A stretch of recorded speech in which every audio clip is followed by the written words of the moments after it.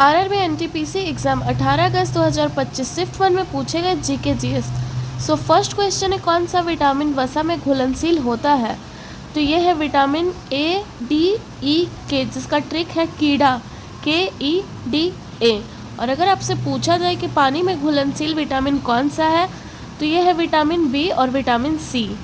Second question है, 129वां संविधान संशोधन विधेयक 17 दिसंबर 2024 को पेश किया गया था। ये किस प्रस्ताव के संबंध में है?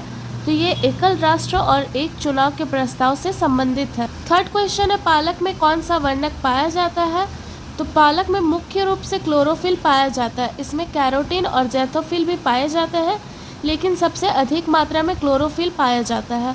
फोर्थ क्वेश्चन है, न्यूक्लियर वेपन्स प्रोहिबिशन डिसर्मामेंट की संधि की बैठक 2025 में कहाँ आयोजित की गई थी? तो ये संयुक्त राष्ट्र मुख्यालय न्यूयॉर्क में आयोजित किया गया था। फिफ्थ क्वेश्चन है, मणिपुर की आधिकारिक भाषा कौन सी है? तो मणिपुर की आधिकारिक भाषा है मणिपुरी भाषा। छठा क्वेश्चन है, हाई कोर्ट भारतीय संविधान के किस अनुच्छेद के तहत रिट जारी करता है? तो हाई कोर्ट भारतीय संविधान के अनुच्छेद 226 के तहत रिट जारी करता है। सातवां क्वेश्चन है, पेरिस में आयोजित एआई एक्शन शिखर सम्मेलन 2025 की अध्यक्षता किसने की थी? तो पेरिस में आयोजित एआई एक्शन शिखर सम्मेलन 2025 की अध्यक्षता एमुएलन मैक्रोन और नरेंद्र मोदी जी ने की थी। आठवां क्वेश्चन है, मुंडा विद्रोह का नेतृत्व किसने किया था? तो मुंडा विद्रोह का नेतृत्व बिरसा मुंडा ने किया था। अगर आपसे पूछा जाए कि संथाल विद्रोह का नेतृत्व किसने किया था, तो संथाल विद्रोह का नेतृत्व सिंधु और कन्हू ने किया था। नवा क्वेश्चन है, national commission for schedule caste की स्थापना का प्रावधान भारतीय संविधान के किस अनुच्छेद में वर्णित है? तो national commission for schedule caste की स्थापना का प्रावधान भारतीय संविधान के अनुच्छेद 338 में वर्णित है। 10वां क्वेश्चन है, 2025 में T20 क्रिकेट में 9000 रन का आंकड़ा किस भारतीय बल्लेबाज ने पार किया? तो 2025 में T20 क्रिकेट में 9000 रन का आंकड़ा पार करने वाले पहले भारतीय बल्लेबाज है विराट कोहली। 11वां क्वेश्चन है, 2025 पद्मश्री विजेता अरुणोदय शाह किस राज्य से संबंधित है? तो 2025 के पद्मश्री विजेता अरुणोदय शाह त्रिपुरा राज्य से संबंधित है। 12वां क्वेश्चन है, गैस एवं धूल कणीय सिद्धांत के अनुसार सौरमंडल का निर्माण किस प्रक्रिया से हुआ है? तो गैस एवं धूल कणीय सिद्धांत के अनुसार सौरमंडल का निर्माण निहारिका प्रक्रिया के द्वारा हुआ है। इसी क्वेश्चन से रिलेटेड एक क्वेश्चन बन सकता है कि गैस एवं धूल कणीय सिद्धांत के दिग्गज वैज्ञानिक कौन है?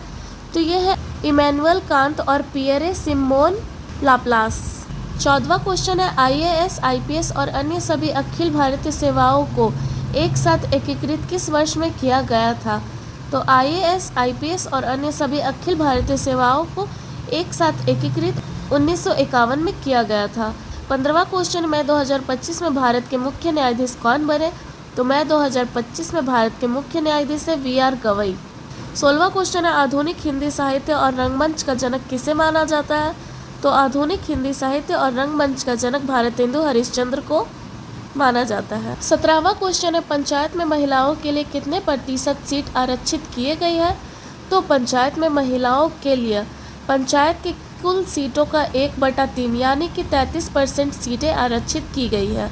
18वां क्वेश्चन है, लॉरेंस अवार्ड प्राप्त करने वाले सिमोन वाइल्स किस खेल से संबंधित है? तो लॉरेंस अवार्ड प्राप्त करने वाले सिमोन वाइल्स जिम्नास्टिक खेल से संबंधित है।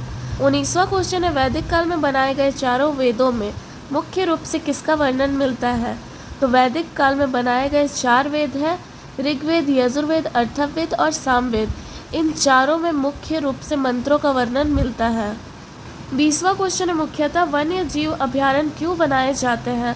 तो वन्य जीव अभयारण्य बनाने का मुख्य कारण है संकटग्रस्त जीवों की रक्षा करना।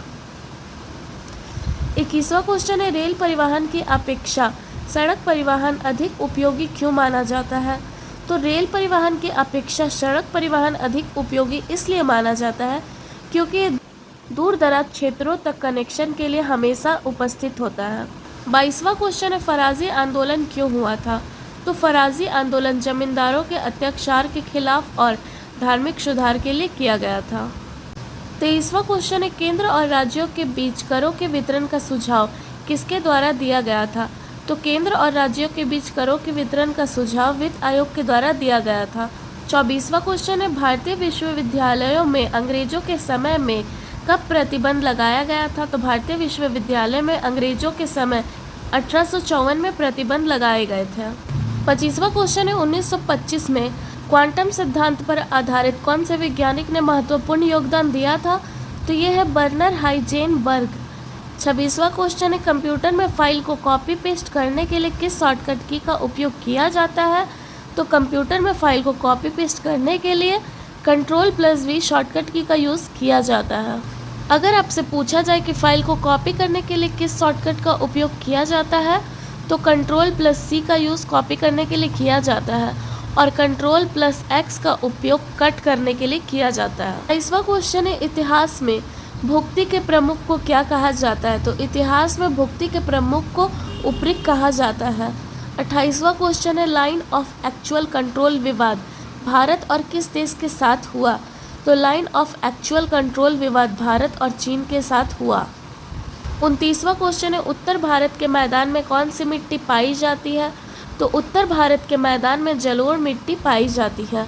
30वां क्वेश्चन है, 30 मई 2025 को सुप्रीम कोर्ट में कितने नए न्यायाधीशों की नियुक्ति की गई थी?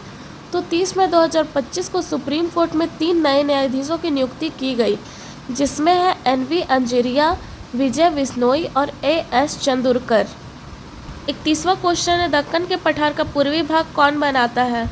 तो दक्कन के पठार का पूर्वी भाग पूर्वी घाट बनाता है। 32वां क्वेश्चन है, मनरेगा के तहत ग्रामीण परिवारों को एक वित्तीय वर्ष में कितने दिनों का रोजगार दिया जाता है? तो मनरेगा के तहत ग्रामीण परिवारों को एक वित्तीय वर्ष में 100 दिनों का रोजगार दिया जाता है। 33वां क्वेश्चन पूछा था नेशनल सोलर मिशन से संबंधित, तो नेशनल सोलर मिशन का शुरुआत 2010 में किया गया है।